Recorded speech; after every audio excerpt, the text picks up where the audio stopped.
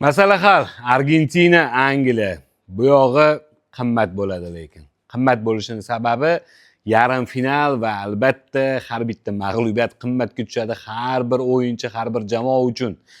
Nima bo'lar ekan? Messi Argentina bilan birgalikda har bitta o'yinda ishonchini, qanaqa darajada mustahkamligini va chempionlik uchun aniq-tiniq kurashayotganini ko'rsatyapti. Lekin Angliya ham har bitta o'yindan o'yinga o'zini yig'ib olib, juda ham shakllangan mustahkam jamoaligini isbotlayapti. Bu yerda Bellingham bilan Kane'ning dueti juda ham zo'r shakllandi va hammani lol qoldiryapti, hammani og'zida shu.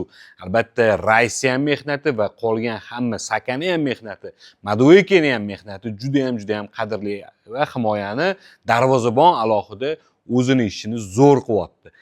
Argentinada hammasi joyida. Angliyada ham hammasi joyida. Ba'zi bir mayda chudalardan tashqari. Ikkalasi ham psixologik bir-biriga hujumni ham boshladi va o'yinga tayyorgarlikni ham shu bilan birga boshlab yubordi. Sizlar nima deb o'ylaysizlar? Hamma fikringizni kommentariyada yozib yuboringlar. Bu yoq issiqqina bo'ladi, qaynoqqina bo'ladi yozi chillasida. Mana shunaqa gaplar.